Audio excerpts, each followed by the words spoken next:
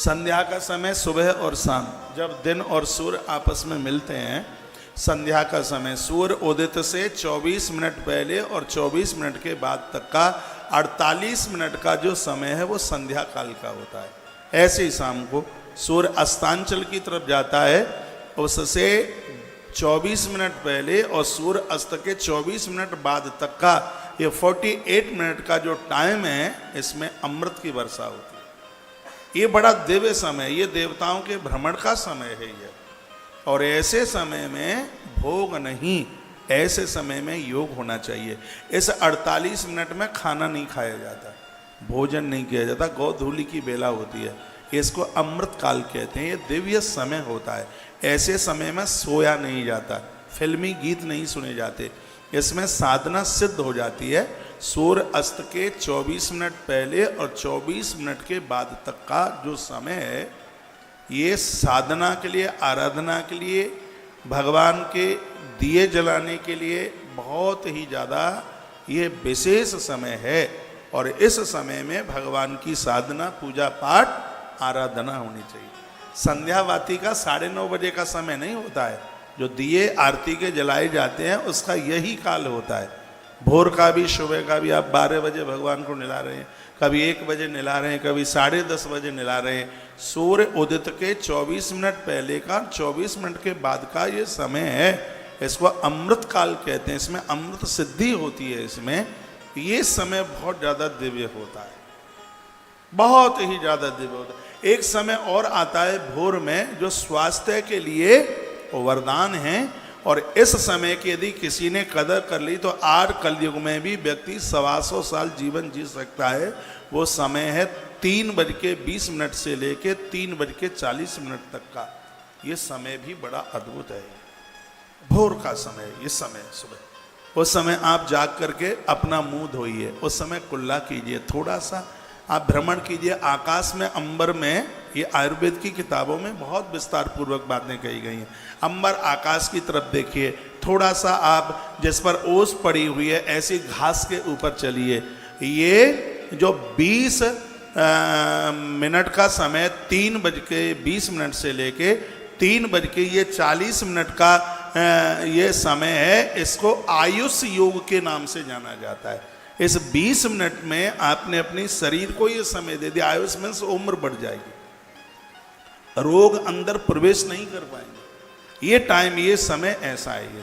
यदि कोई व्यक्ति और ऐसा ये नियम बना ले कि समय में वो अपना बिस्तरा छोड़ देता है, तो ये समझ लीजिए कि उसके अध्यात्म का हर कपाट खुल जाएगा। इतना बड़ा चिंतक हो जाएगा, इतना बड़ा विद्वान हो जाएगा, जो बातें किताबें में नहीं वो उसकी नाभि से स्मृत होकर के निकल करके आएंगी।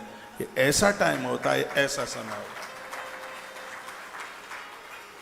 ये ईश्वर का समय, ये प्रभु का समय, परमात्मा का समय। लोग इसको ब्रह्म मुहूर्त के नाम से जानते हैं। ब्रह्म मुहूर्त 6 घंटे का नहीं होता है, ब्रह्म मुहूर्त बस इतनी ही देर का होता है।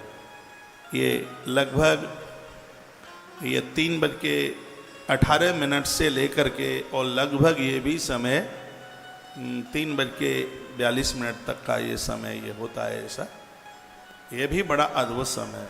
ये भी 24 मिनट का, 42, 43, 44 यही समय, ये भी 24 मिनट बड़ी अपने आप में अद्भुत है। वो मैं आपको बता रहा हूं, आपको तो 7 बजे ही जगना है, बताने का कोई फायदा भी नहीं। आजकल तो घर में कंपटीशन से होते हैं, बहू और सास में कंपटीशन है, देखो कि कौन सूर्य ज्यादा निकलेगा तब जगेगा। कंपटीशन। भोर में थोड़ा सा जल्दी जागिए, अपने स्वास्थ्य का ध्यान रखिए। और लिखा है कि संध्या स्नान परांगमुखा। ब्राह्मण के घर में जन्म है, कभी संध्या नहीं करता, कभी पूजा पाठ नहीं करता, कभी स्नान नहीं करता। हमारे ग्रंथ कहते हैं 1000 काम करने से पहले स्नान करो। ग्रंथ कहते हैं 100 काम करने से पहले भोजन करो। वो तो कर ही लेते हैं, अब इस पर क्या प्रवचन करना है। 100 काम करने से पहले भोजन करो, 1000 काम करने से पहले नहाओ, 1,00,000 काम करने से पहले दान दो, और 1 करोड़ काम करने से पहले भगवान का नाम लो, भगवान का भजन करो। श्लोक बोले देता हूँ। शतम व्याय भोक्तव्यम सहस्रम स्नान माचरेत और लक्ष्यम विहाय दातव्यम कोटिम तक्ताम हरिम स्मरेत। ये देना है, इसकी आज बैटरी चलेगी।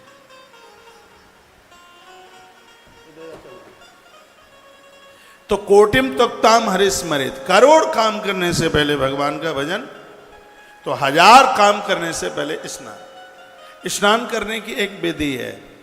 स्नान करते समय पानी सिर पर नहीं, स्नान करते समय पानी सबसे पहले पैरों में डाला जाता है। जिंदगी में ब्लड प्रेशर नहीं बढ़ेगा, रक्तचाप नहीं बढ़ेगा।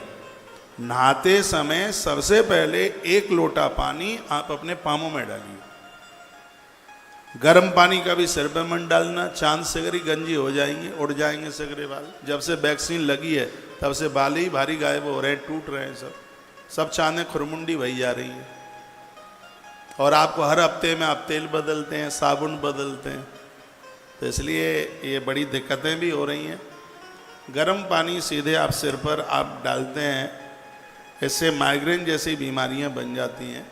ताज़ी पानी स्नान के लिए ग्रंथ तो ये कहता है कि उसको भी छान करके, पूजा में तो छान के लिया ही जाता है। टोटी में कपड़ा लगा दो, सूती कॉटन टोटी में, उसी में से वो छन करके नीचे गिरेगा। थोड़ी फिटकरी डाल दो उसमें, तो उस पानी का जो दोष है वो बिल्कुल ख़त्म हो जाएगा। बहुत लोग कहते हैं कि शनि लग गए हैं महाराज, शनि महाराज, तो ये भी बड़ा उपाय है। शनिवार के दिन पानी में चाकू डाल करके, लोहे का कोई भी टुकड़ा चाकू डाल लीजिए और लोहे का कोई टुकड़ा उसमें डाल करके उसे स्नान कीजिए। पीपल के पत्तों की माला हनुमान जी को चढ़ाइए और सरसों के तेल का एक दिया दोपहर 11:48 से 12:12 अभिजित मुहूर्त में पीपल की जड़ों के नीचे जला करके आ जाइए। ये भी आपका शांति हो जाएगा। शनि महाराज, शनि महाराज नहीं, सबको कहाँ परेशान करेंगे वो। अरे जो भगवान का भगत है, क्या शनि महाराज उन्हें परेशान करेंगे। थोड़ा सा अपना जीवन जीने का क्रम बदल लीजिएगा, सब ठीक हो जाएगा। निंदको वेद शास्त्राणाम देव ब्राह्मण निंदक। ब्राह्मण के घर में जन्म हुआ था, वेद और शास्त्रों की भारी निंदा करता था, साधु महापुरुषों की भारी निंदा करता था। नट पाखंड भांडस्तो बद्ध प्रेम परस्पर, और उनके साथ पाखंडी लोगों के साथ में और उनके साथ मित्रता किए हुए है, उनके साथ ही इसको रहना इसको बड़ा अच्छा लगता है। एक पुत्र तन माता, जिनके घर में एक पुत्र है, या तो बहुत बढ़िया निकलते हैं या सीधे धुंधुकारी की तरह निकलते हैं। ये एक जो पुत्र है जिनको, वो तो बड़े सावधानी पूर्वक है। ये एक पुत्र वाले या तो श्रवण कुमार निकलेगा, और यदि सीधा का सीधा धुंधुकारी की तरह है। ये जो एक पुत्र वाले लोग हैं, आपको तो बहुत ही ज़्यादा ध्यान देना होगा। अब एक बिगड़ जाए तो फिर दूसरा हो तो लगता है दूसरा संभाल लेगा। अब जो उंगली पर एक ही है महाराज और वो भी छोड़ देगा तो फिर जाएंगे कहाँ। जिनको एक है वो तो बहुत विचार करके, बेटा बच्चा तो एक से ज़्यादा ही होना चाहिए, एक से ज़्यादा। एक गड़बड़ करे तो दूसरा तो साथ निभा ले।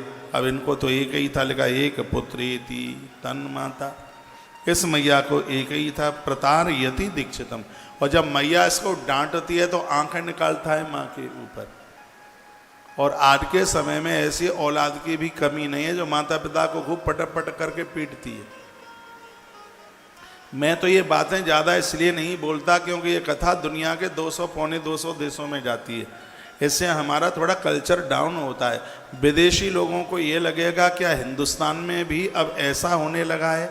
जो राम पिता के कहने से वन के लिए चले गए, क्या उस राम के देश में आज माता पिता औलाद के द्वारा कूटे जा रहे हैं। मैं तो इसलिए नहीं बोलता, नहीं तो आज की तो स्थितियाँ बड़ी गंभीर है। आश्रम में बेचारे बूढ़े बूढ़े लोग रोते रोते हुए आते हैं। ऐसी स्थिति हो गई है कि बस पूछो ही मत। क्या मिला है, क्या मिला, कुछ नहीं, सब कुछ चला गया, सब खत्म हो गया, कुछ नहीं रहा। क्रोध नस्तिस्त तनया, बताया जाता कि इतना क्रोधी है, आंख में से तो बिल्कुल रक्त टपकता है क्रोध के मारे।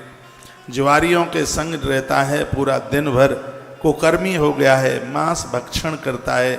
मैया ने एक दिन उसको समझाया।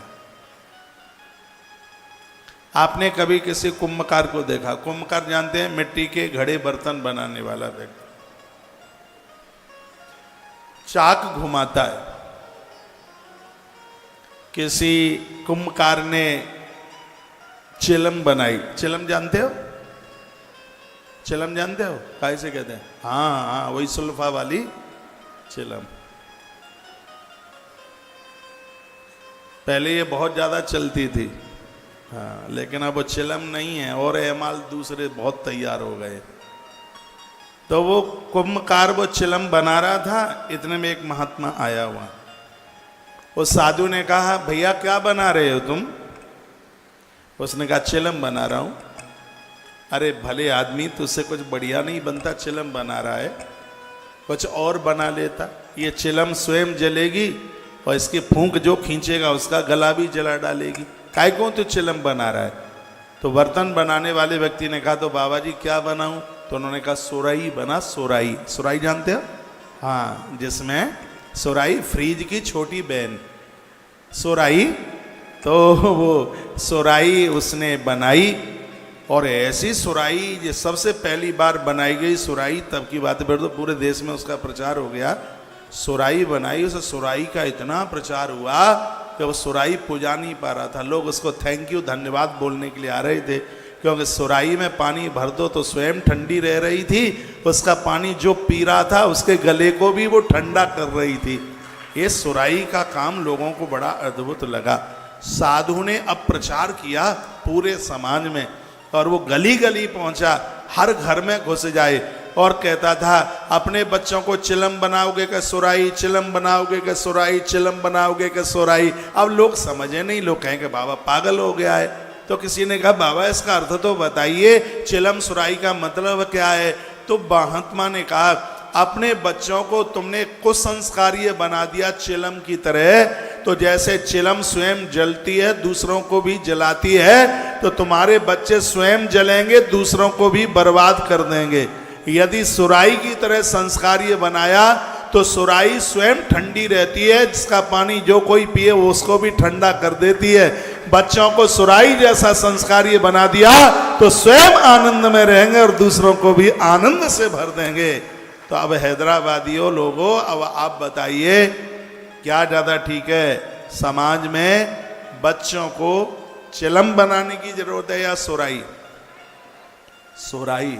तो सुराही ये तब बन पाएंगे, छोटे से ही इनको देखोगे बस्ते में रखते क्या है, आते कहाँ हैं, जाते कहाँ हैं, अलमारी में क्या रखते हैं, इनके मित्र बांधव यार दोस्त कैसे हैं, इनके मोबाइल में लॉक नहीं लगना चाहिए, पता नहीं कौन सा उसमें ऐसा रखा है गुलाब जामुन, 4 लॉक डालते हैं मोबाइल में, 4 लॉक, 4। मैंने किसी बच्चे को बोला, बेटा एक फ़ोन करना है लाना, सो वो ऐसे ही घुमाता रहा उंगलियां 25 बार। से मैंने कहा इसमें रबड़ी रखी है क्या है? उसको यूं ऐसे करता रहा बहुत देर तक वो लॉक खोलने के लिए। मैं तो कहूँगा जिनके मोबाइल में लॉक लगे हैं जरूर कुछ न कुछ गड़बड़ है। मेरा मोबाइल खुला पड़ा रहता है, जैसे कोई देखो पढ़ो भैया महाराज, उसमें है 4 लॉक। अरे औरों को छोड़िए, पत्नी जा रही है रसोई के लिए और वो पत्नी का मोबाइल उसको मिल गया, पति को पत्नी का मोबाइल, तो ऊपर से नीचे तक देखेगा। अब उसको उसका मोबाइल इतने संकी हो गए हैं, इतने संशय वाले हो गए हैं, इतने हृदय से साफ सुथरे बनिएगा आपके ऊपर कोई उंगली तक ना उठा पाए, ऐसा जीवन जीने की जरूरत है। ये संस्कार आप नहीं देंगे तो इन बच्चों को संस्कार मिलेगा कहाँ से? बच्चे वही सीखते हैं जो घर में जो फिर वो चलता है, आप जो दे देंगे उन्हें और अंत तक उनके पास में वही रहेगा। आज बाहर बच्चे पढ़ने को है, अमेरिका तक बच्चे पहुंचे हैं, मुझे फ़ोन करते हैं, ये उनके मम्मी पापा ने संस्कार ही तो दिए।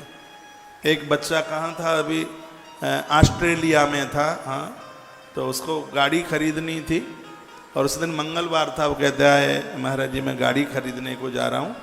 मैंने कहा दिन कौन सा है? हमारे यहाँ तो मंगलवार है, तुम्हारे यहाँ क्या है? तो हमारे यहाँ पता नहीं उस दिन सोमवार था क्या था कि बुधवार था। उसने कहा मंगलवार है हमारे यहाँ। मैंने कहा नहीं, मंगलवार को नया वाहन मत खरीदिएगा बिल्कुल।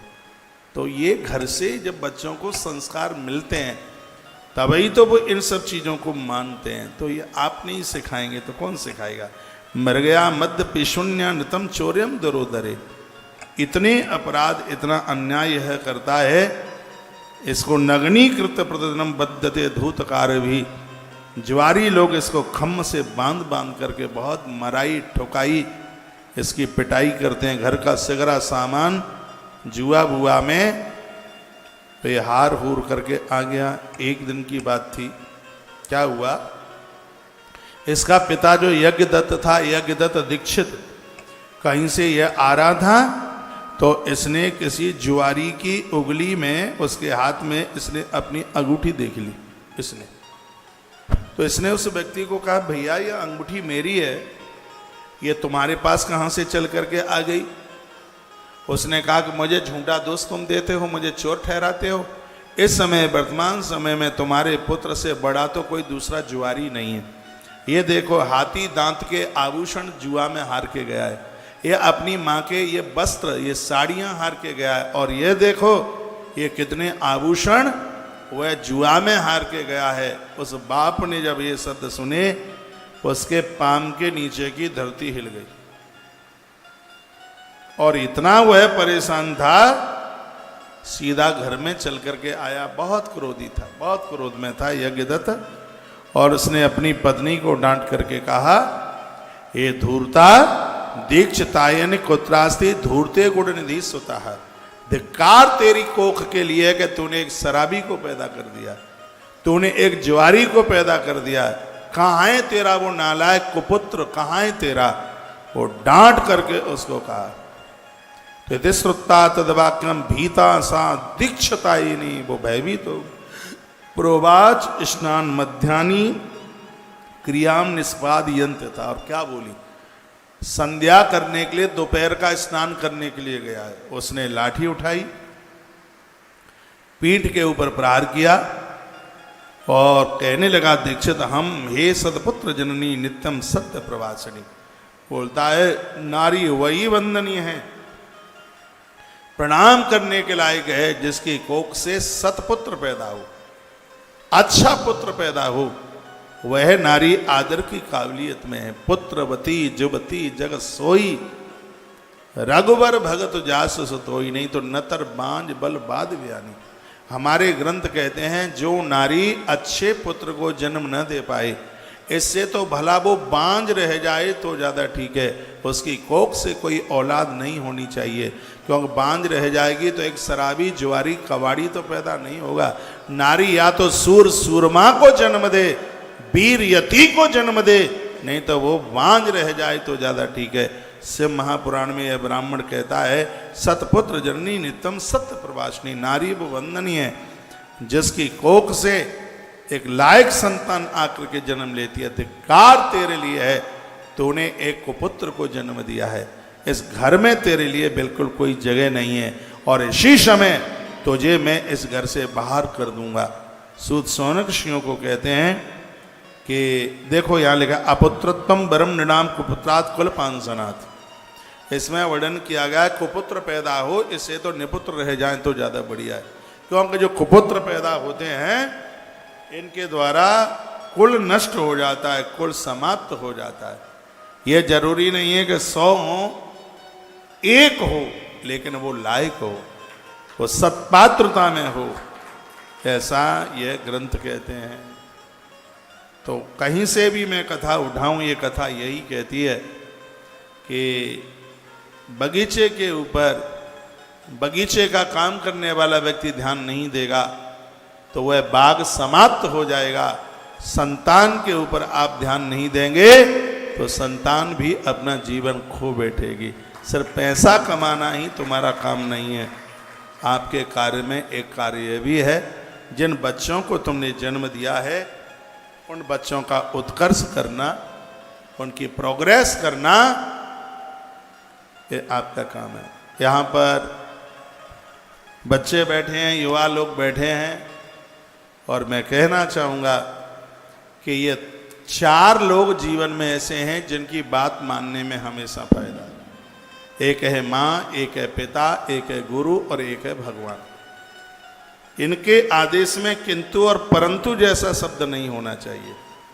माता पिता गुरु की सेवा जो करेगा, सम्मान दुनिया देगी, वो फूलेगा और फलेगा। माता पिता गुरु की सेवा जो करेगा। और बच्चों का यह धर्म है, माता पिता गुरु प्रभु की बानी, बिनय विचार करिए शुभ जानी। इनके आदेश का पालन बिना विचारे भी आप कर देंगे तो वह अपने आप में शुभ ही होगा, कल्याणकारी होगा। वो अमंगलिक नहीं हो सकता, वहाँ अमंगल नहीं हो सकता, वहाँ सर्व प्रकार से मंगल ही, वहाँ सर्व प्रकार से मंगल ही मंगल होगा। एक बार जयकारा लगाइए, बोल भक्त वत्सल भगवान जय हो, श्री हनुमान जी महाराज की जय हो। इधर बैठो, दोनों आके यहाँ बैठो, मोबाइल दिए। आइए दो पंक्तियां भगवान महादेव को समर्पित करते हुए। एक दिन भजन गाया था, काफी उसके लिए मैसेज आए थे। कौन सा था, शंकर जी का ध्यान से उतर रहा है, कथा के पहले या दूसरे दिन गाया था। शंकर जैसा कोई देवता नहीं, ऐसा कुछ है। हाँ, स्वर बोलिए।